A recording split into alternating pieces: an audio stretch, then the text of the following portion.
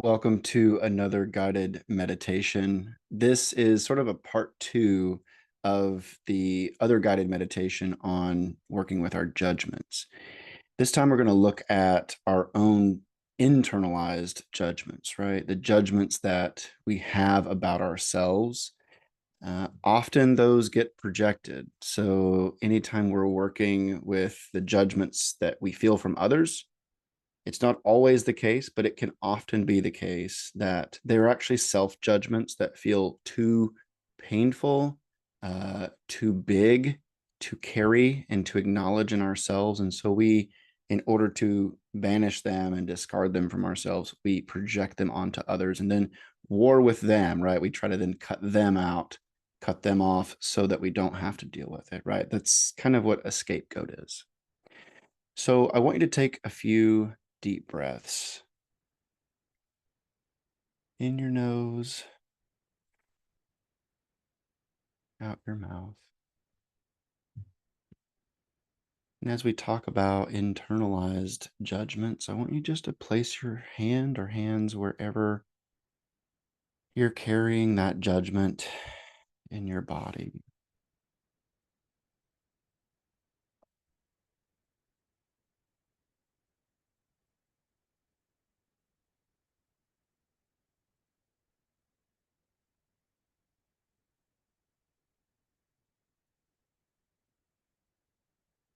I judge myself for.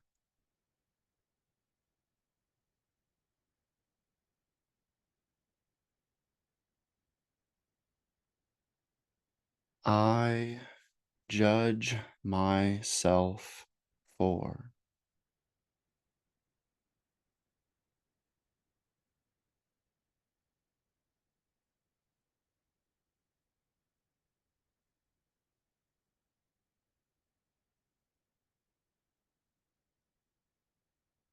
These may be statements that can be completed with a single word. I judge myself for being anxious. I judge myself for being stupid. I judge myself for being awkward.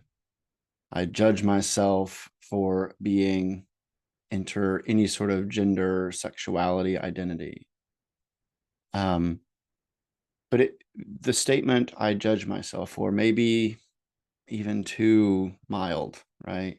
And the self-judgment sounds more like I hate myself.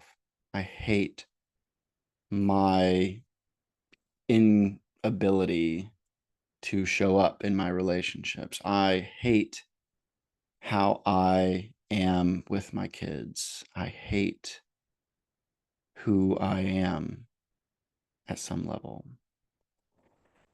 So I want you to put it into your own words. Those judgments that you feel, speaking them out, as I've said before, gets them outside of you. And if they're outside of you, then you can interact with them. You can get to know them.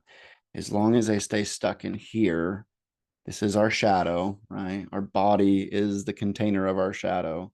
As long as they stay in here, they tend to get projected out onto other people. And then it really messes with our relationships. So let's name our judgments. And then a good metaphor for working with our own judgments is not to get rid of them, right? Not to externalize them in terms of projection or just to even like get them out and, in the room, and now they're like out of our bodies. That's a good first step. But I want you to imagine suspending your judgments, right? When you think about the word suspend, maybe it sounds like getting rid of or getting kicked out, right? If you've ever were suspended from school, I had it. I was suspended. It was in school suspension, and I felt a lot of shame about that. So that's not what I'm talking about. I'm thinking more of like taking a coat that you've just taken off, you walked inside, and you take that coat and you suspend it on a coat rack. It's held there. It's not taken away. It's just put into a place of non-animation so that you can exist more comfortably outside of that judgment. So this is something that you can do not just in this moment, but suspending your judgments as you step into different experiences and experiments in life, where you experience your judgment, your self judgment, may actually hinder you from stepping into new experiences. So, if your judgment was able to be suspended like a coat on a coat rack, what might that free you up to step into? How might that liberate you to just play with your life a little bit, to step into a little bit of an experiment?